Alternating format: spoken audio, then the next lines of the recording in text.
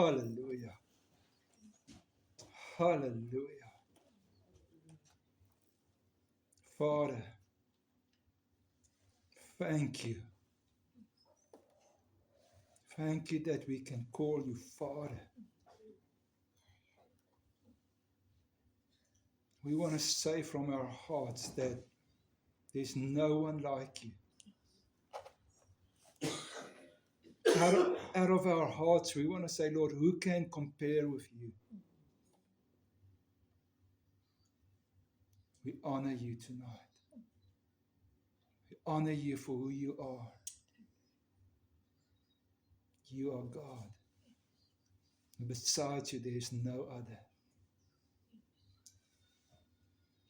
And we thank you that we can gather tonight in the name of your Son, Jesus. We want to say to you, Lord, we submit ourselves afresh to you tonight. We submit ourselves afresh to you tonight. We want to say, Jesus, you are Lord. You are the Christ. You are the Son of God. And we honor you. We thank you. Oh, yes. Ooh. Holy Spirit, we ask you, Lord, to come and just rest upon us. We want to acknowledge, Lord, that without you we can do nothing. Thank you for your anointing. Thank you for your presence. And thank you, Lord, that we can trust you tonight to open the word for us. We want to say to you, Father, speak, Lord. We listen. Your sons and your daughters listen. In the precious name of Jesus. Thank you, Lord. Amen. Amen. Hallelujah. I have had a privilege to prepare a word for you on one specific topic, and that is on the righteousness of God. Amen. We're going to trust the Lord for what is on his heart for us tonight. So let's open up to the book of Hebrews, chapter 1. Hebrews chapter 1, verse 8. The word of God says the following. But to the Son, he says, your throne, O God, is forever and ever. A scepter of righteousness is the scepter of your kingdom. Verse 9. You have loved righteousness and hated lawlessness. Therefore, God, your God, has anointed you with the oil of gladness more than your companions. That was Hebrews 1, verse 8 and 9. Let's look together at 2 Corinthians 5, verse 21. 2 Corinthians 5, verse 21. Hallelujah. And the word of God says, for he made him who knew no sin to be sin for us, that we might become the righteousness of God in him. Wow, what a scripture. Let me read that again to you. 2 Corinthians 5, verse 21. For he, that is God. Let us just for a moment, let us just sink in. God made him, that is Jesus. God made Jesus, who knew no sin, to be sin for us, that we might become the righteousness of God in him. I'm so tempted just to start flowing into that scripture, but let me first, I want to read all 4 scriptures for us, And then as the Holy Spirit lead me, I'm just going to start opening the Word as He has prepared in my heart to minister to you. And I'm so glad that you've got notes. I'm going to share a lot, and I encourage you just to make notes that afterwards you can go over it again and pray about it. Amen. And make it your own. Romans 4 verse 25. Romans 4 verse 25. It's the third scripture I want to bring to your attention. Romans 4 verse 25. Who was delivered? That's Jesus he was speaking about. Who was delivered up because of our offenses. And listen to this. And was raised because of our justification. Wow. The last scripture I want to read us is out of the Old Testament. Isaiah 54 verse 14. Isaiah 54 with verse 14.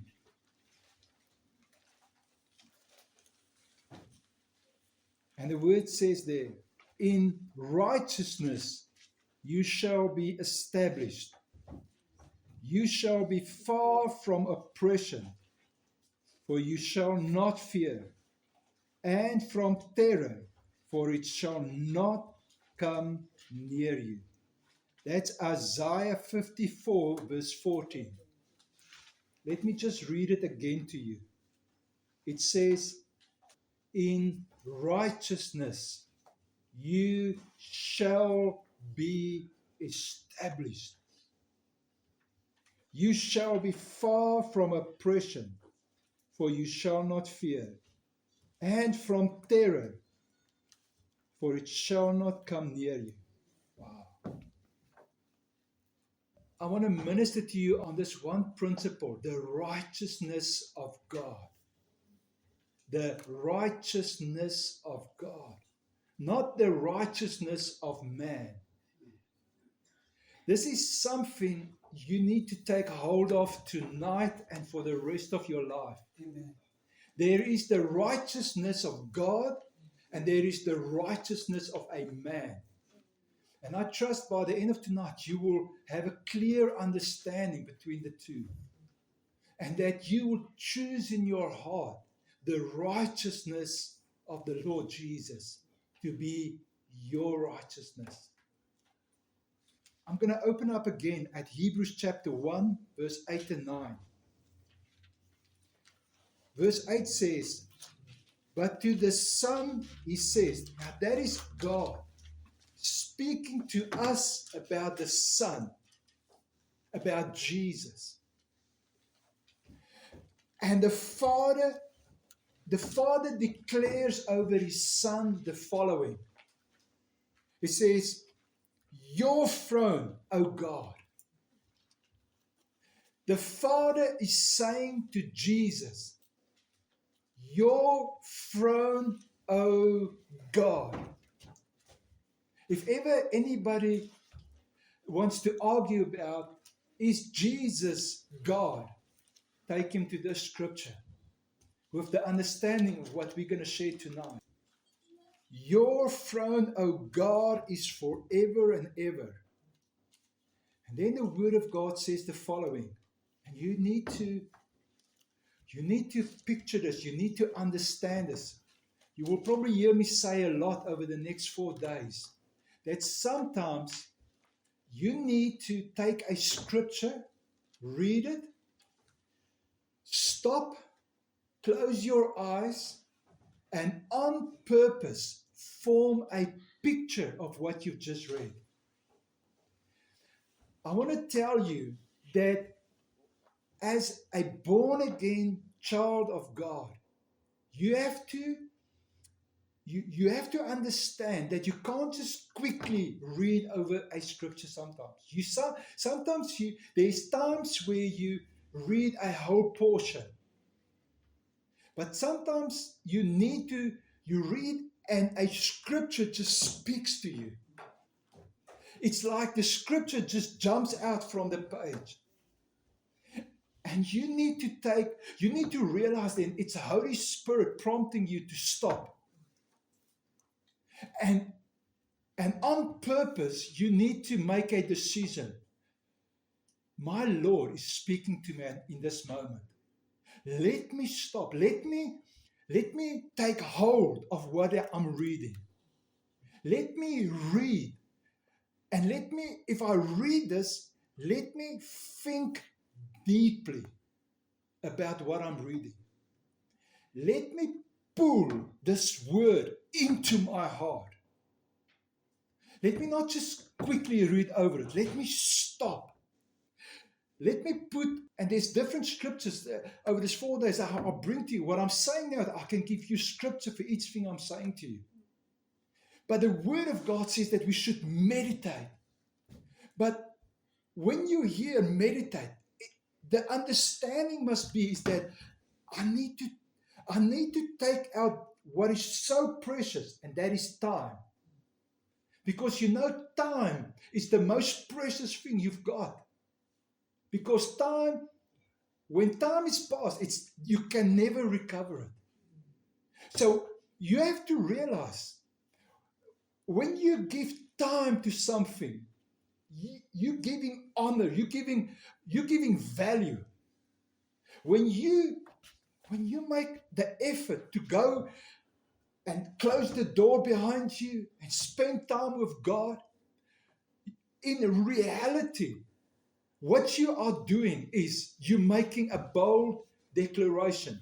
God, you are so valuable to me that I'm giving you one of my most valuable things I can give you, and it's my time. And that's why I say to you, sometimes a scripture just speaks to you, and you need to stop and think deeply. And one of the things you need to do is you need to form a picture of what you just read. When you say I meditate, the understanding of that original word Hebrew of meditate is that you softly speak it back to yourself. And when you say, I'm going to softly speak it back for myself, with that comes the understanding that, and I'm just going to give you another scripture, or a principle that Jesus one place says, these people, they honor me with their lips, but their hearts are far from me. And when you know that, then you realize that if I meditate, and part of meditation is to softly speak the word back to myself so that I can hear those words.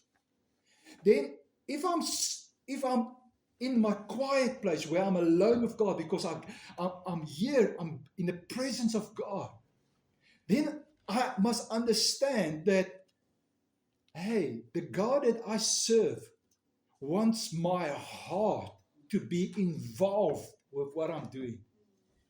I can't just softly speak the word back to myself so that I can get past the time. That would be an insult to God. Now I'm here in His presence, and I want to give Him quality. So part of that is that I must be aware of what comes out of my heart. And maybe you don't realize it, but your heart thinks in pictures. And what you picture on the inside plays such an important role in your fellowship with the Lord.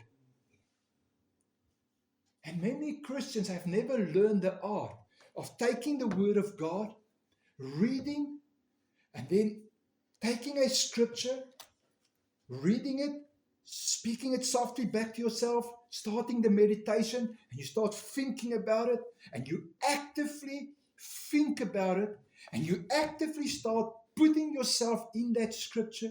You start taking hold of your imagination, and you make your imagination a servant of the Word of God.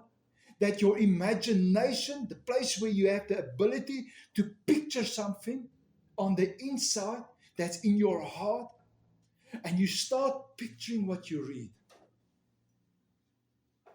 And that is going deeper and stronger and taking a hold. And part of meditating is also understanding. I'll get later to the word, but that word in the Old Testament also talks about that you frame something. So when you say, I take hold of a scripture, I'm going to meditate on this, I'm going to make this word my own. I'm going to picture, and not just I'm going to give quality, and I'm going to be alone with God. And I'm going to frame this word on the inside. It's like a builder that realizes, if I want a structural sound house, I need a sound foundation. I need a sound frames, the walls, before I can have a proper roof. If it's a flimsy foundation, if it's a flimsy frame walls, if the storm comes, the roof will go, the house will fall. And the same with you and your walk with the Lord. And the same with your growing deeper into the Lord and your ability to take hold of the word. It is, you have to realize, when I go into my inner room to be alone with God, and I open the Word of God, and I start reading, and I sense the Holy Spirit speaks to me through a scripture, then I need to realize that part of what I'm doing is that I'm taking hold of this Word, and on purpose, I'm framing and I'm building, I'm putting a foundation down on the inside, so that there never will be said to me that I serve God just with my words, but my heart is far from God. You cannot say that I'm a spiritual leader and your inside, your inner man, is not properly founded in the Word. It's not and there's no proper foundation in the Word. It's if you can walk away from this 4 days with one thing maybe, and that is that the condition of your heart, the condition of your inner man must be more valuable and more important to you than anything else. You have to ask yourself, when I go into my inner room where nobody sees me, how important is what happens there for me, rather than what happens when I'm with my brothers and sisters and how they see me. Because if your inner relationship with God is not pure and holy and set apart and in the right condition, you could be one that maybe serve and people would see you on the outside and you say the right things. Because I'm here, and out of love, I'm maybe going to say some hard things maybe over this 4 days.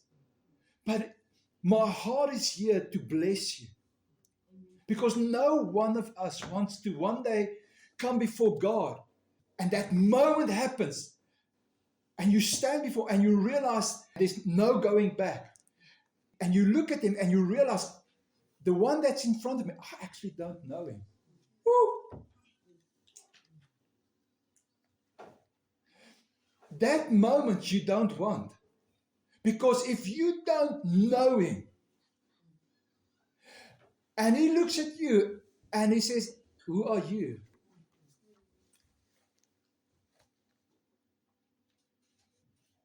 You don't want that. And the only place where you can find out, do I know God? Is in your inner room when you are alone with Him. And you have to ask yourself, do I actually know myself? Do I know my own heart? If I say, I'm thinking of that scripture when the disciples asked Jesus, teach us how to pray, and he talks there in Matthew 6, and he says, but you, when you pray, go into your inner room, close the door behind you, and pray to your Father that sees in secret. And your Father that sees in secret will reward you openly. Amen. You have to ask yourself, is my secret life more important to me than my public life? How is my secret life? Because I'm coming back now to the scripture now, and by the Lord's grace, we're going to start looking deeper into righteousness. Because righteousness is part of understanding that inner you, the secret place. What happens in secret? Behind doors, you and your Father. Now, in the New Testament, written in Greek, there's more than one Greek word that is translated as righteousness. But here in verse 9, when the word of God says, you, that's Jesus, you have loved righteousness. That word righteousness there is the Greek word, and the number for it is, if you want to write it down and go and look it up yourself, it's G1343, 1343. And you pronounce that word as dikaiosune. Dikaiosune. And that word, the understanding of that word is as follows. In a broad sense, it is the state of him who is as he ought to be. Woo! Amen. Can we read that scripture then as follows? Verse 9. I'm in Hebrews 1, verse 9. You have loved righteousness. I want to read it then as you have loved the state of him who is as he ought to be. Come on. Can you just for a moment picture that? The state of him who is as he ought to be. Then another way to put it is as follows. Righteousness, that word. Listen to this. The condition that is totally and completely acceptable to God. Ooh. Can I just say that again? Can you hear it? And can you picture it? Can you sense it inside? Remember, you hear it with your mind, your ability to hear something as a human, but then you, on purpose, allow it to go deeper. And you look. Remember there's a biblical principle. Seek and you will find. So you seek to listen deeper in your spirit, man. And that's when I say, can you picture it? Can you just, with your heart, with your inner man, can you just grasp it? Can you take hold of this and make it your own? Because this is, if you can just take this from me, is that your God, your Father, wants you to take hold of His word and make it your own. So, the understanding of that Greek word, dikaiosune, is the following. It is righteousness. It's translated as righteousness. But if you want to give it in a broad sense, you would say it is the state of him who is as he ought to be. It is the condition of your heart, the condition of your inner man. It is the condition of him that is totally and completely acceptable to God. Oh. And Hebrews chapter 1 verse 9 says that and you say, Lord, that's you. So what I sometimes do is I read that scripture and I would stop and I would have a conversation on the inside, because I say, Lord, because we've got scripture for that. The word of God says that nothing is hidden before God. Everything is wide open. So I go before him and I just know that he knows the condition of my heart. And I say to him, Lord, this is you. Lord, you love. And it's like I take hold of it and I say, Lord, I can just sense the intensity with what you say this. So if I take hold of the scripture, I can't just read over it. I must stop and I must hear that this scripture is talking about my Lord. So I need to, with everything, I need to put my picture of my heart on him. And how does he feel about what is said about him here? And this scripture says here that, Lord, you love righteousness. You love it. And then I stop and I start thinking about how intense is this word. Ooh. I have to tell myself, I can't just say righteousness. No, I need to, inside of me, I need to have an experience where I start picking up what's in his heart. Because I can tell you, if you are honest with yourself, you know the things that you really love.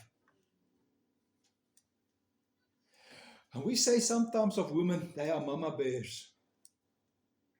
Touch their children, you touch a mama bear.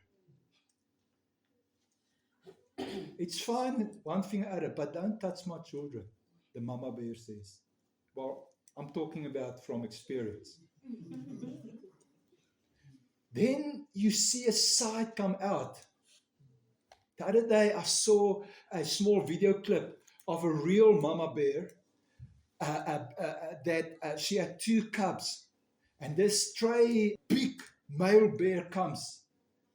And he wants to take out the cubs so that he can take her.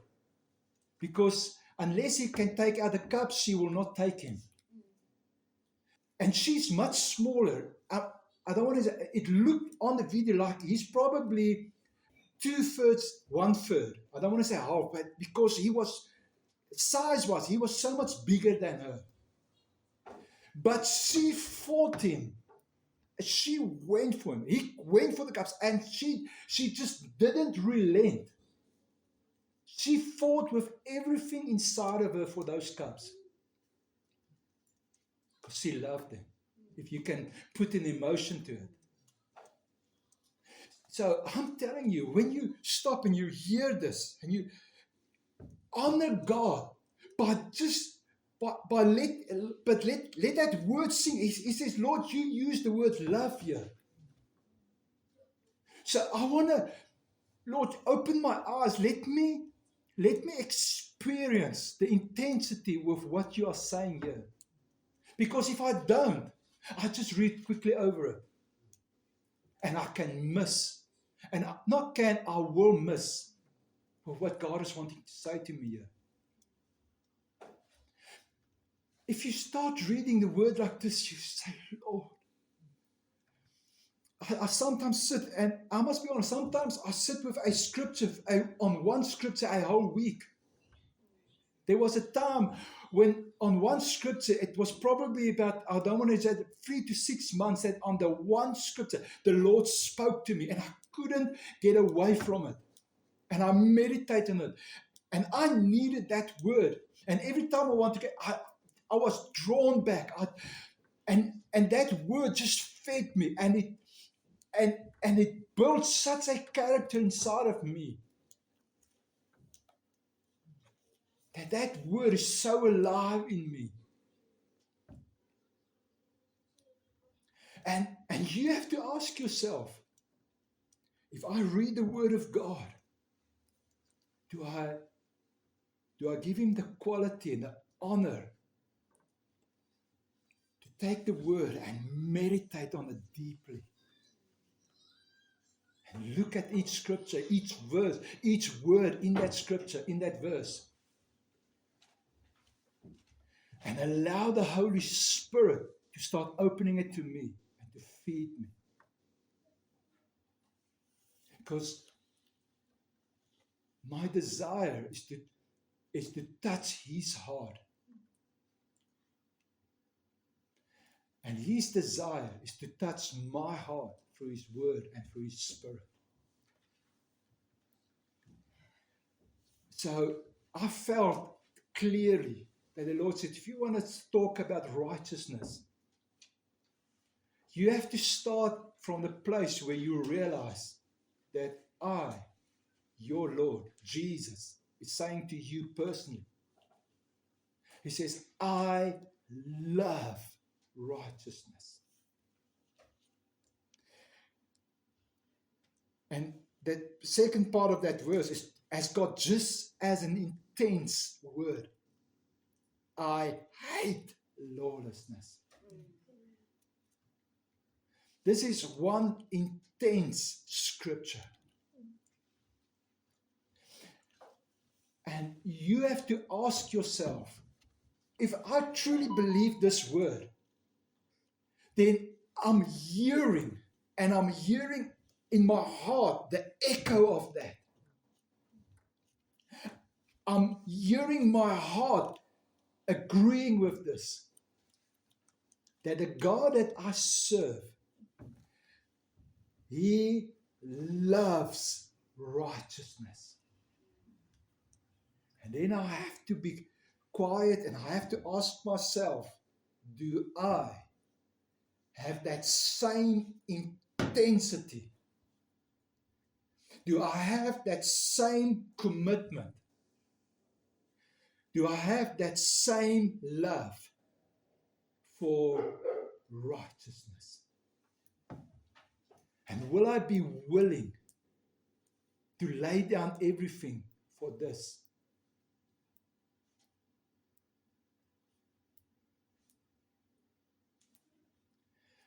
That's something only you can answer. And I'm going to challenge you. You need to start asking yourself, do I really know myself? I'll say again, what is really important to you? The outside or the inside? If your leadership is taken away from you, what is on the inside? What is really important to you? I can put it like this. What really motivates you?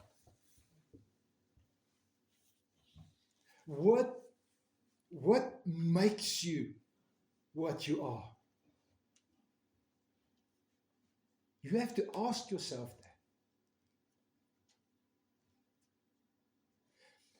Let's be honest with one another. If we look around us, we see a lot of churches. In South Africa, we see a lot of churches. We see a lot of people saying, I'm a Christian. But then you ask yourself, if you look, you don't see the evidence. I mean, let's be honest. I mean, there's such a brouhaha at the moment about things in our country. And you ask yourself, where's the love? If there's so many Christians, and our Lord says, you shall know them by their fruit, you shall know them by their love. Why is it? Because I think one of the key things is the outside is more important than the inside. Come, let's be frank with one another. If you believe the scripture that says, the second part says, that your Lord says he hates lawlessness. He hates the sin. If you know that if you walk in unforgiveness, that it is a sin, now you want to come into your inner room, and the Holy Spirit says to you, forgive that brother, that sister. Forgive. Think kindly of him. And you just can't. So then you walk out of that inner room, because in the inner room you are challenged. And you walk out there and you close the door, you don't go back there. But because your outer is important, because you can't forgive, because actually you've got a problem with pride, because your feelings has been hurt. Now you can't forgive, because you've made the hurt more important than what happens on the inside. I'm talking about the inner room. And you know that the family knows that that person hurt you. So you have to, and because the family is maybe not safe, now you can't, your pride says, I can't become weak. I will lose stature. So now stature becomes more, so the outside is more important. And you don't go back in the inner room. But you don't want to lose face because you don't want to not go to church anymore. So you've learned that there's a certain behavior that you must uphold when you go to church. So on the outside, your behavior is good. But in your heart, you've not been in your inner room for some time. Because you don't want to forgive. You don't want to let go of the hurt. The offense has become more important to you than the forgiveness. It comes back to this. When you maybe have read the scripture, have you really read it and made it your own? Because this scripture says that your God hates that. So you can't play around with sin. And you actually know that.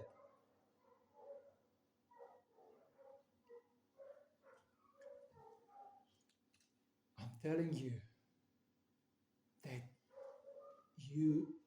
it's a choice you have to make daily. Lord, you are truly first and foremost in my life. So Lord, I want to say to you it in private. I want to go into my inner room and I want to close the door behind me. And I want to whisper to you this word. Lord, I know that you love righteousness.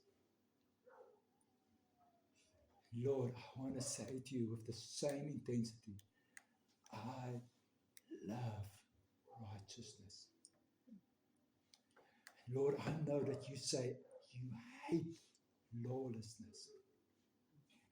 I want to whisper to you from my heart, Lord, from my innermost being, Lord, I'm framing this. I'm taking the time to build this into my heart. I'm doing it like you would do a proper house, proper foundation, proper walls. I'm framing this. I hate lawlessness. I love righteousness and I hate lawlessness because I know that's you. Ooh, that's you. And then when you take that and you make it your own, then you start taking hold of this spiritual reality, this truth.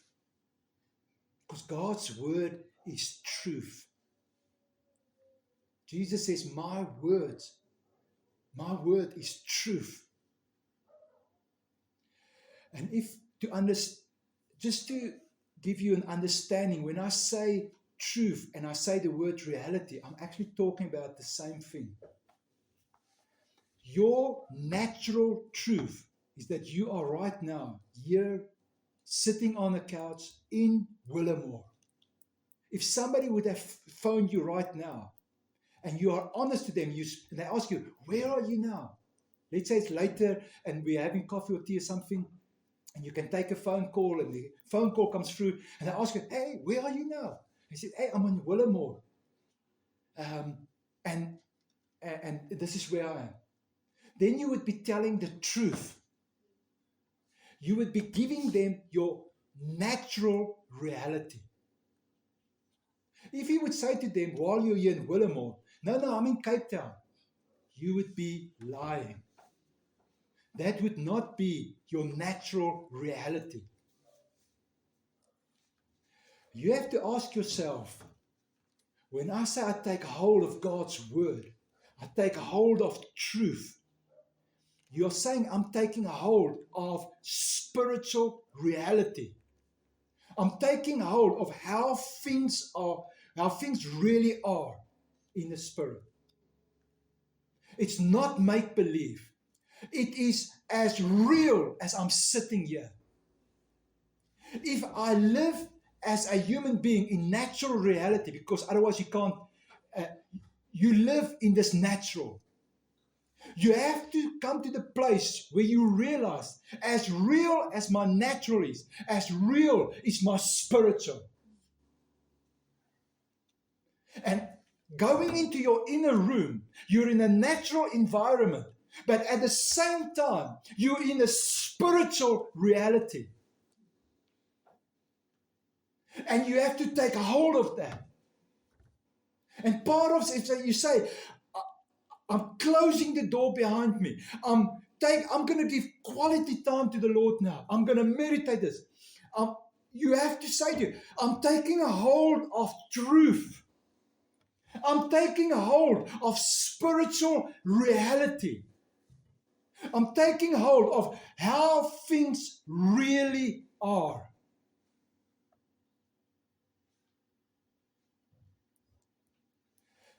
And this word says, what God chose, God chose that the New Testament was written in Greek.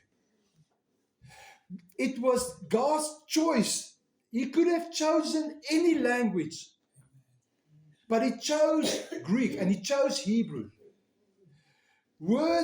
Languages that are so rich in meaning that you sometimes need a few words to describe what that one word is.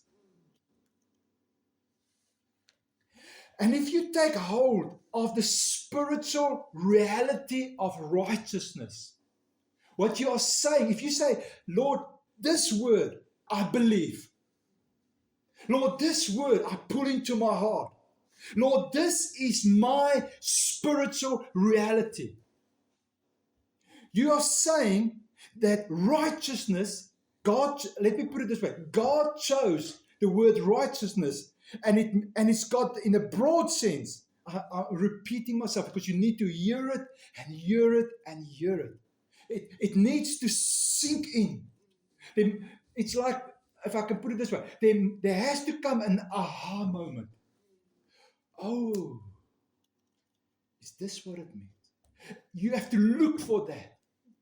You have to look, you have to search and seek till there's an inner knowing. Wow, Lord, is this what you are saying about me? Righteousness, the state of him who is as he ought to be. The condition that is totally and completely acceptable to God. Lord, you are my Lord. And you love the state of him that is as he ought to be. Lord Jesus, Lord, I want to honor you. You are my God. And you love the condition that is totally and completely acceptable to you. God loves that. And when you take hold of that, let's look at Romans 4:25 with fresh eyes. Let's open, if you can open it and put your eyes on that scripture. Sometimes it's needed that you open the Word of God. You, on purpose, you put your own eyes on the Word, and you, on purpose, you say to yourself, this is a written word. This is my God speaking to me. This, what I'm looking at now is my highest authority. There's nothing higher in authority than what I'm looking at right now. Sometimes you have to say that to yourself. And you look at it and you have to ask yourself, do I believe what I'm reading? I must be honest, sometimes in your inner room, you need to talk to yourself. Say, hey, Boeta, glo jy wat jy nou lees? Come on. What are you going to do about it? Come on. And you take hold of a scripture and you make it your own. There's 2 Corinthians 5:21. I read it to you with reverence. For he. You ask yourself, Lord, who is that you? Is that you? Or is that me? That's you, Lord.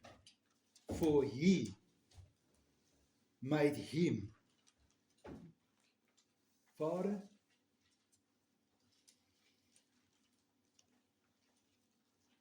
and I tell you, sometimes I repeat myself. You stop and you read like the first 3 syllables, the first 3 words, and you have to stop. For he made him. 4 words. For he made him. Can you picture that? Can you live into that? Can you put yourself there? Can you ask yourself, what happened here?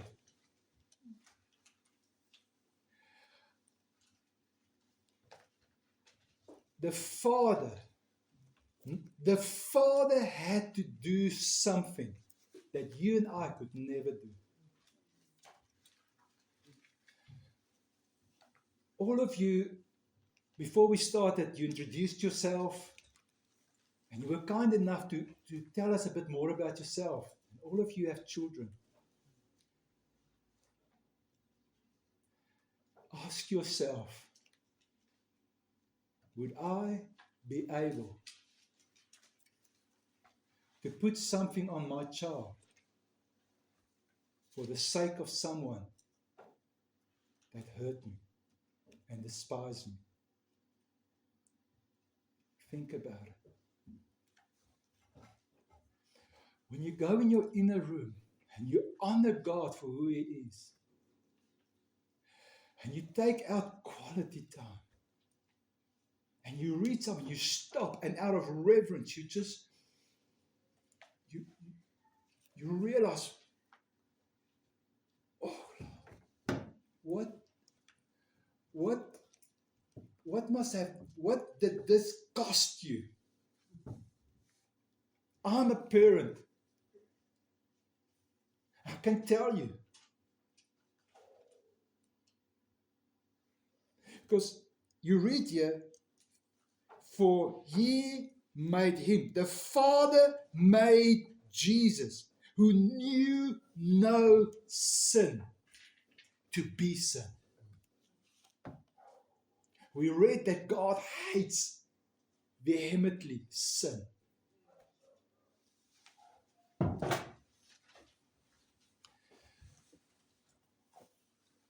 If you truly take hold of this for yourself, and you realize the price it took the Father, His beloved Son. Man couldn't do this. The Father had to do it. The Father made Jesus, who knew no sin, to be sin for us.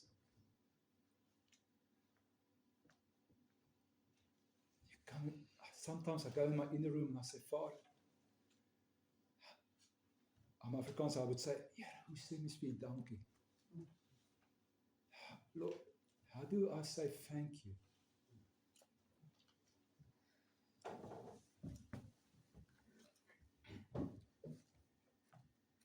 How do I say thank you when this hits me?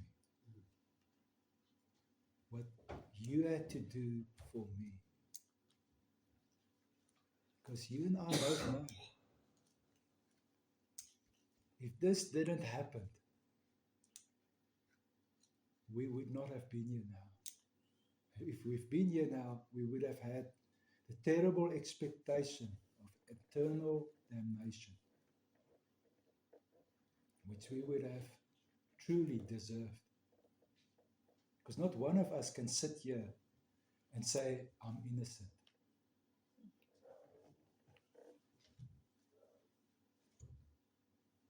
I don't deserve eternal damnation.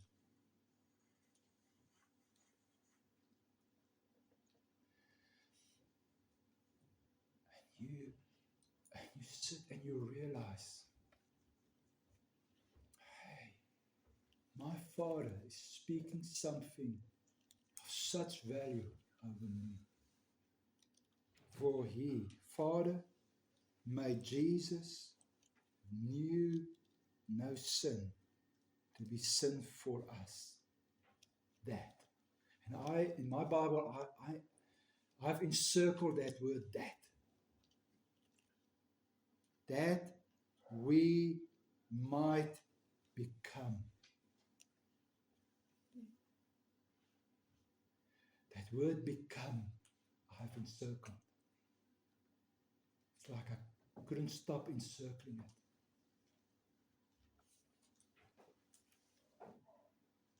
The righteousness of God in Him.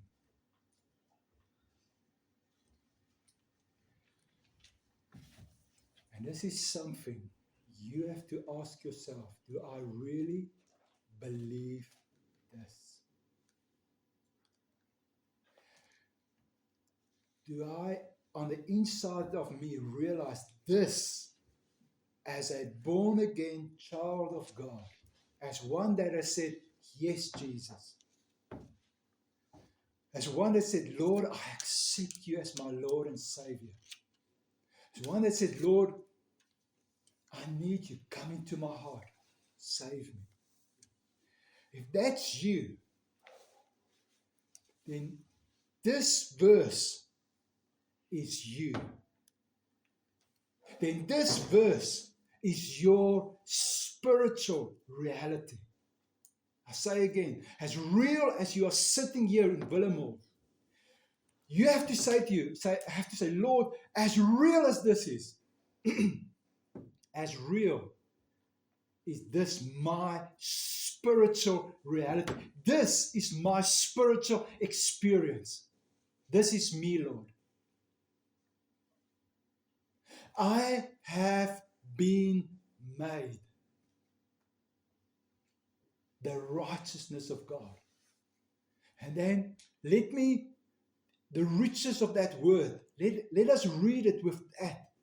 And as I read it, ask yourself, do I believe this truly?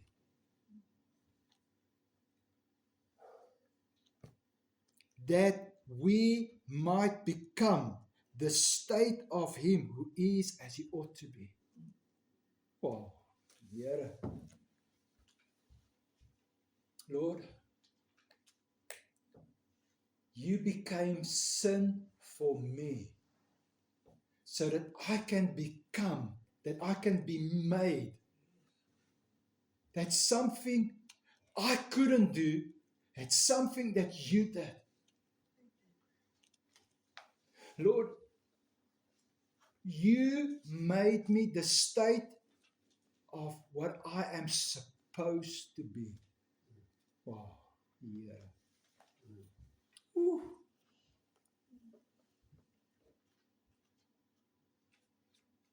Lord, you became sin. You became what I was. And I use the past tense now. Amen. You became that. You became sin.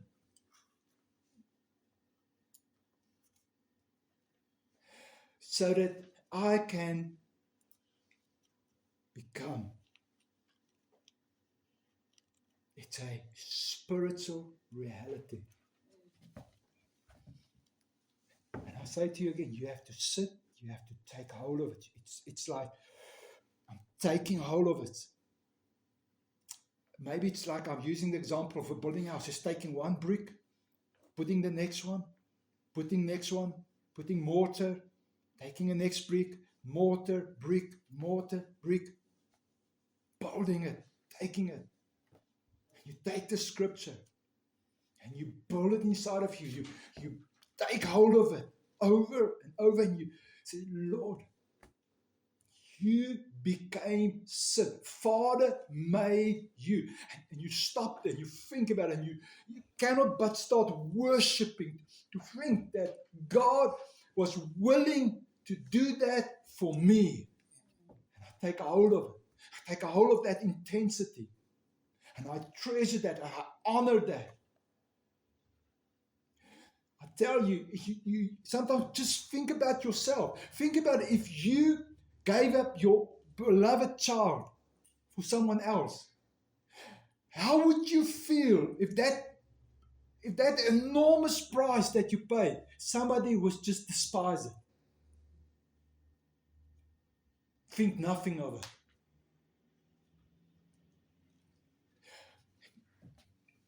And you have to buy it. You have to say, Lord, I'm thinking deeply tonight. I'm looking into my own heart. And I want to make sure that my heart takes hold of this reality that you had to do something so terrible. Something, I have to be honest with you, Lord, I won't be able to do. Come, let's be honest.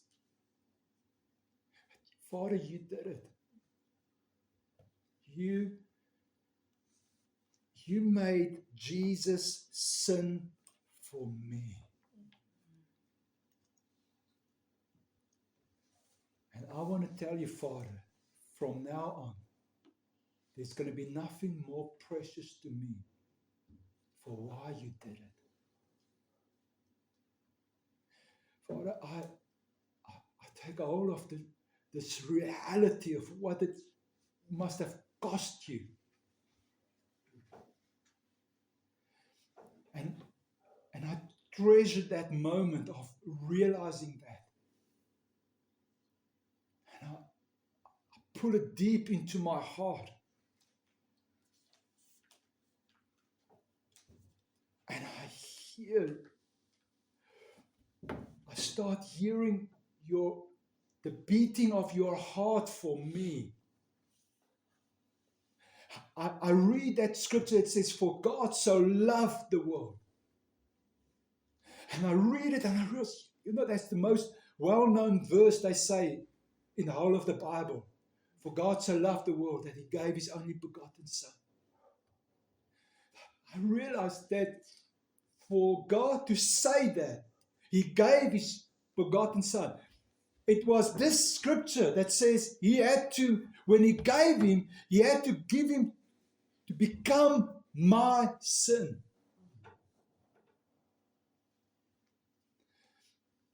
And he did it because his heart was beating for me. He did it so that the words could be written, so that the spiritual reality can come into being. So that it could be written that when I say, yes, Lord, I accept you as my Lord and Savior, that something so amazing could happen that I could never do.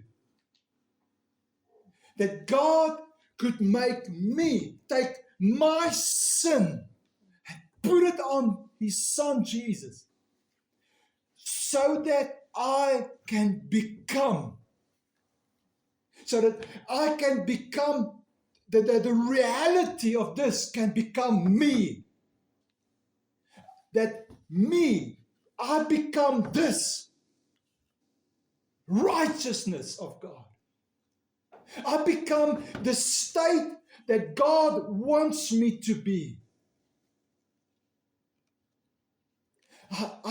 That I can become the condition that is totally and completely acceptable to God. Ooh. And you have to ask yourself, when I reach my hand to my inner room's door and I turn it and I open it, when I walk through that door, do I walk through it with the spiritual reality that I'm walking into the very presence of a holy God? And when I look into his eyes, I see that when he looks at me, he sees someone that is exactly the way he wants me to be. Yes! Yes. I open that door and I believe that when he looks at me, I'm in the condition, because he's truth. He's light. There's no darkness in him. He cannot lie. He cannot deceive. He's not like a human being that can say one thing but mean something else. That can smile in your face but their heart is far from you. That can say something nice but behind your back they say something else. That's not God. It is said of him that he's not a man that he should lie. And you have to ask yourself, can I see myself reaching for that door? Ooh. And as I reach, I'm already excited. And I pull it open. I said, Daddy, Papa, Abba. In Afrikaans, we say, Papa. Woo!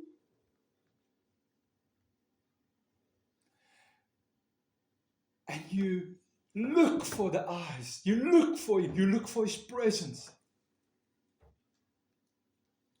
And your whole being knows this truth. And you look in his eyes. And you know that I am right now in the condition that is totally and completely acceptable to God. You have to ask yourself, reading the scripture,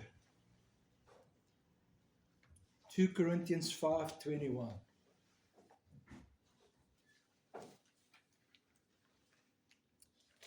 For he made him who knew no sin to be sin for us, that we might become the righteousness of God in him. That we, can you take that and say I? That I can become. Can you sit and just think about it? And picture that. Say, yes, Lord, that's me.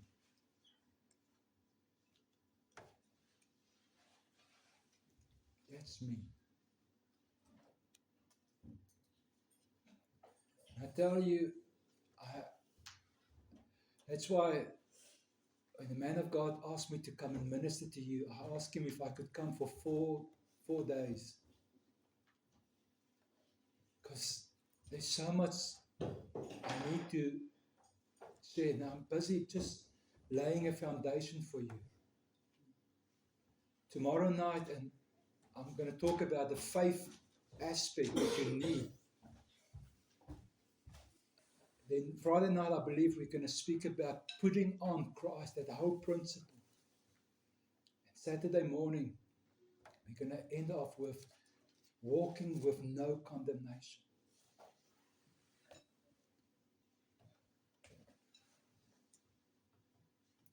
But you have to ask yourself, what is the atmosphere that I live in? There's a beautiful song that we all love to sing. I think you guys know it. This is the air I breathe. Your holy word. I want to ask you, what air are you breathing?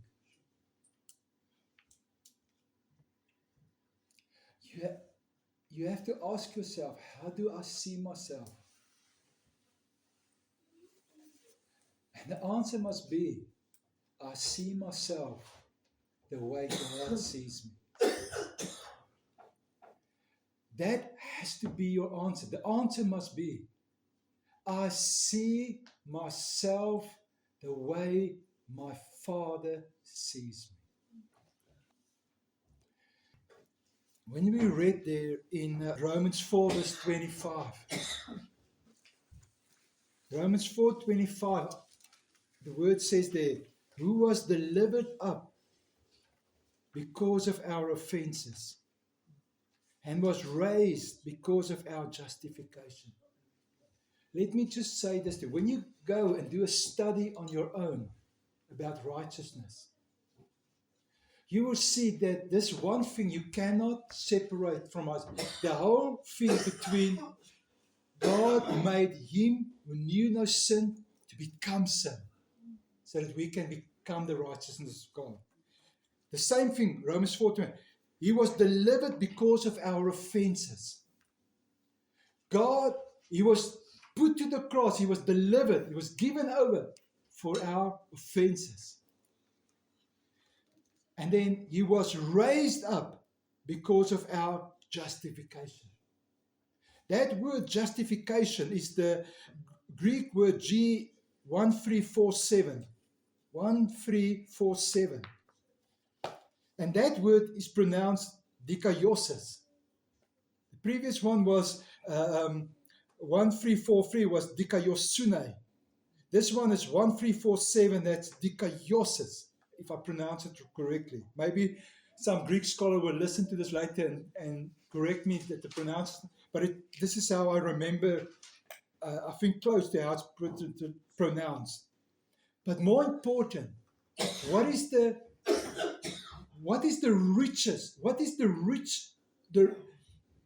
spiritual reality behind this word?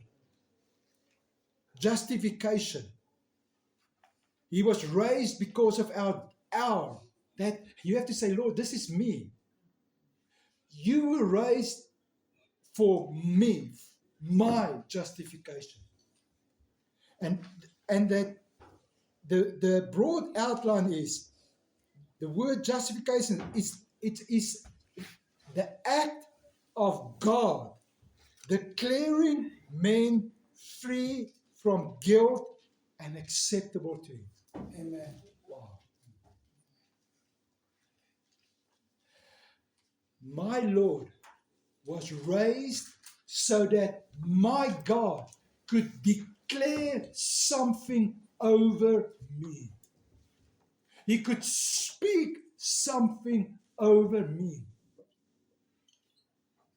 Something very specific. So that word, and I repeat it, it's the act of God, not the act of a man.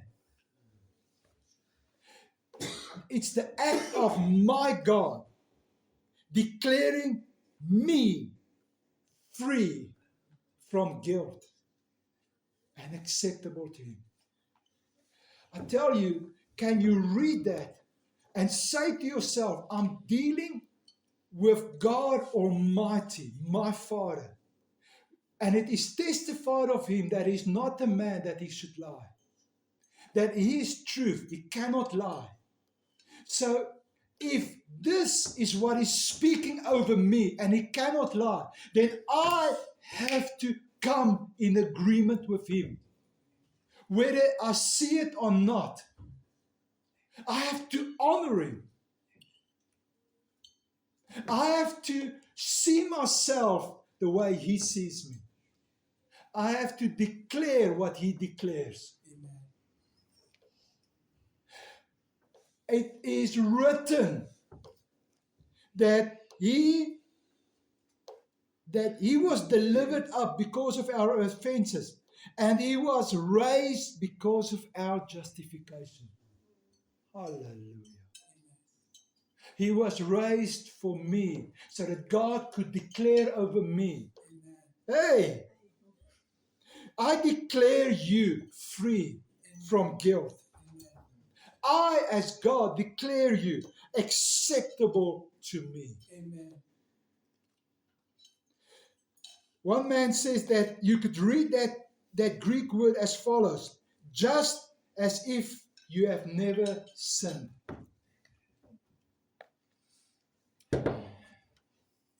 Ask yourself, do I really believe that?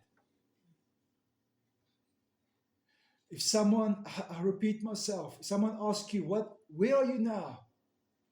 You would say, I'm in Willamore. Then that would be the truth that you speak to that person. That would be your natural reality. If someone asks you, are you still a sinner? The cry of your heart must be, no. I am the righteousness of God in Christ Jesus. I have been made. God made me righteous. You have to say to Him the truth. My spiritual reality is that I'm right now in the condition that is totally and completely acceptable to God. You have to say to Him, I heard the word of God come to me. And I heard how God declared me, you are free of guilt. You are totally and completely acceptable to me. Thank you, Lord. Thank you, Lord. You have to ask yourself now, why did my God willing to do this for me? You have to come to the place where you get to know God. That means you have to ask yourself, Lord, why did you do this? Why did you do this for me? And let me just quickly read the scripture if you can get there. But Genesis chapter 1, verse 26 and 27 is where God came in. I'm quickly going to read it. Then God says, let us make man in our image, after our likeness, and let them have dominion over the fish of the sea, and over the birds of the air, and over the livestock, and over all the earth, and every creeping thing that creeps on the earth. So God created man in his own image. In the image of God, he created him. Male and female, he created them. You have to say to you, the God that I serve, it was in his heart that he wanted me. I want to encourage you. You have to read this as if this is God speaking to you yourself. God wanted you to be. He wanted you to be. Remember that scripture says, so that you can become the righteousness of God. It's something you have to take hold of when you study righteousness. You have to study it and understand it from the heart of God. You have to take hold of it and realize this is something that was in the heart of God. He wanted a man, a woman, and he wanted to create them in his image and his likeness. That when they stand before him, he said, wow, look at you. God, I'm saying, God saying to you, wow, look at you. The crown of my creation. God said, let us make man in our image. God's desire was for man to be able to stand before him and fellowship with him in the condition that he wanted man to be in. And I tell you, if you can just take this home with you, that you start thinking about righteousness from the heart of the Father, that you say, Lord, I love you. And because I love you, I want to approach you from how you want me to approach you. And it's, Father, I realize it's in your heart that you want me to come before you in the condition that's totally and completely acceptable to you.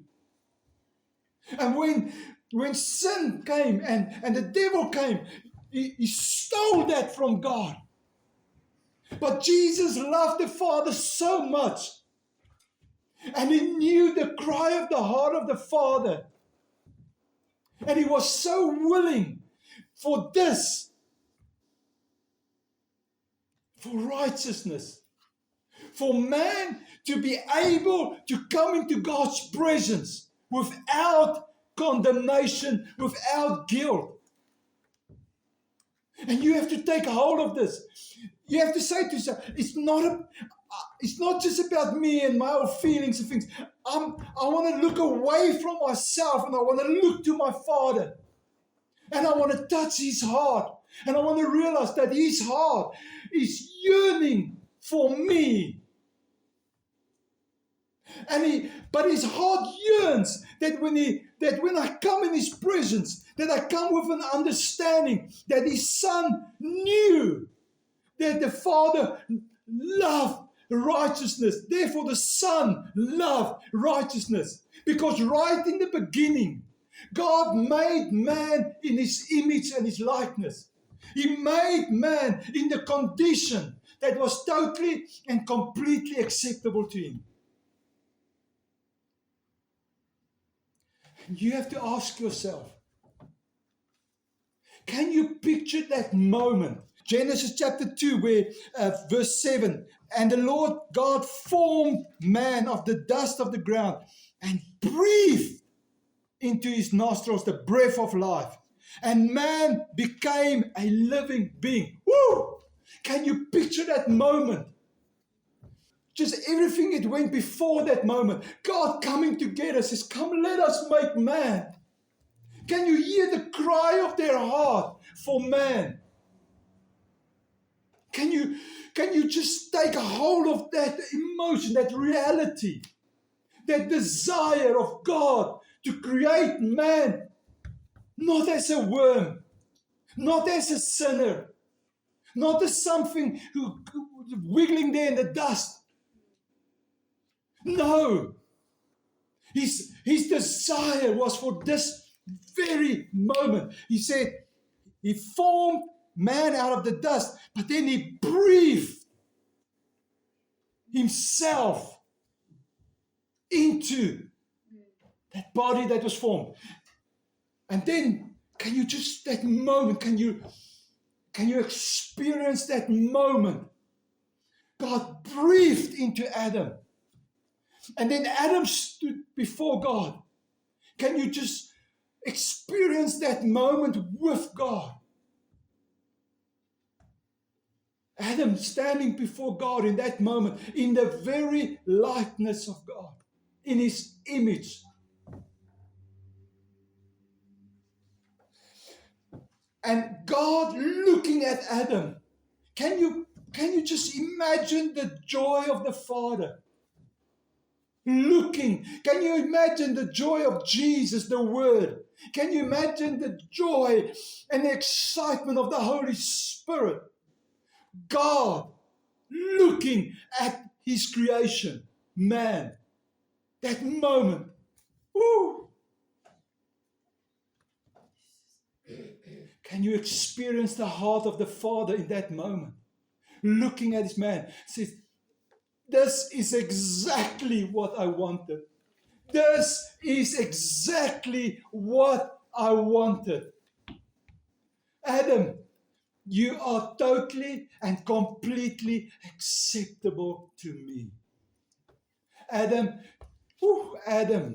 you are in the state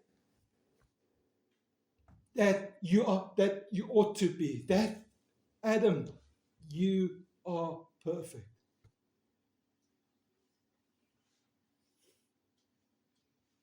And Hebrews says, that moment is so precious to God. He says, I love righteousness.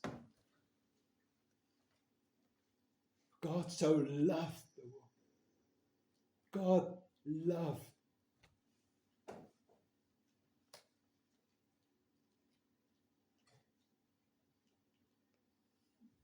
You have to take hold of this.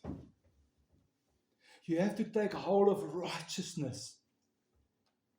You take a hold of it from his heart. Come on.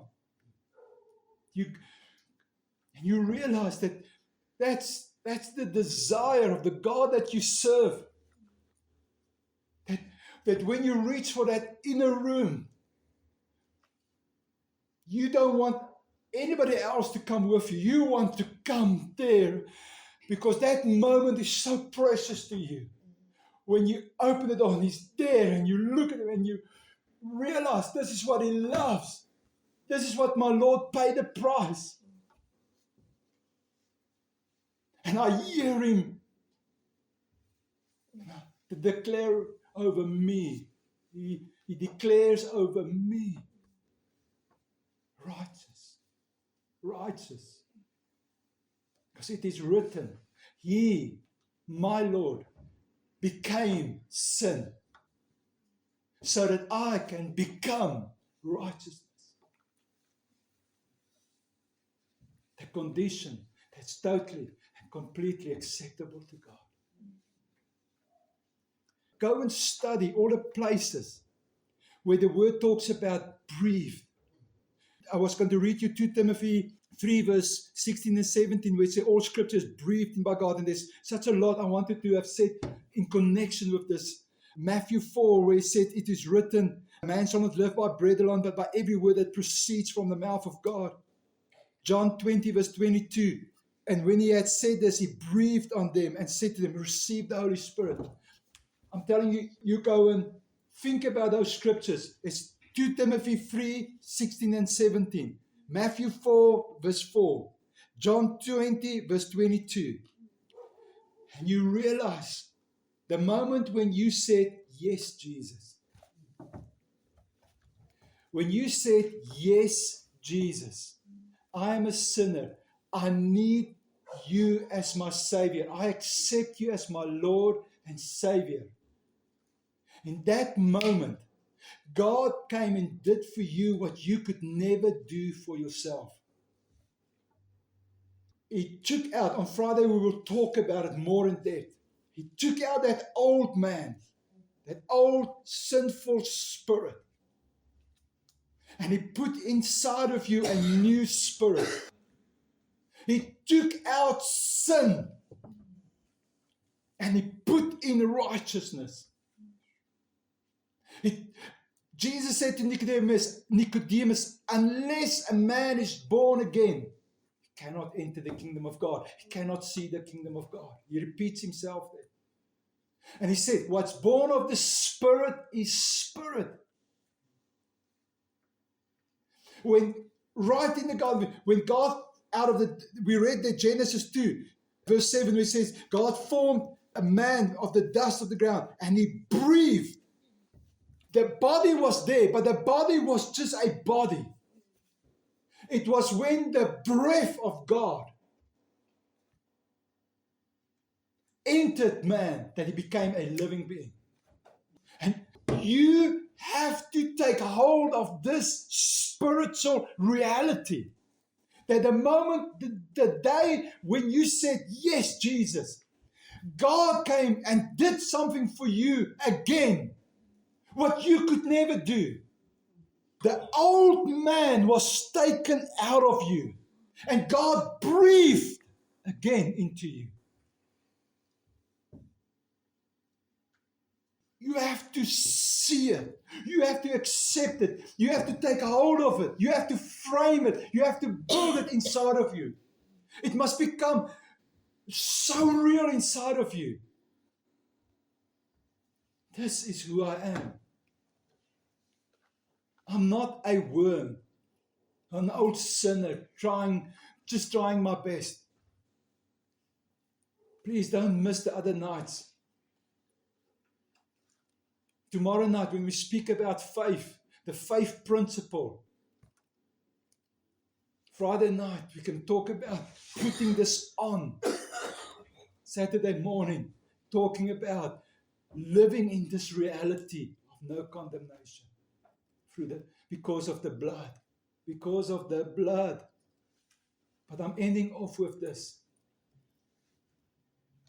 You have to accept this reality that Jesus became sin for you so that you can become, that a moment came when God breathed again into you. Hallelujah. Amen.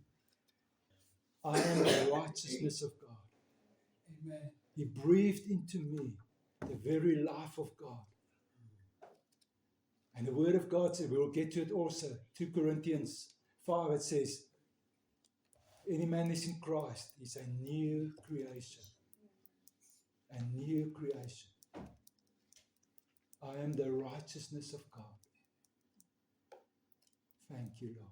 In Jesus' name. Amen. Amen. Amen.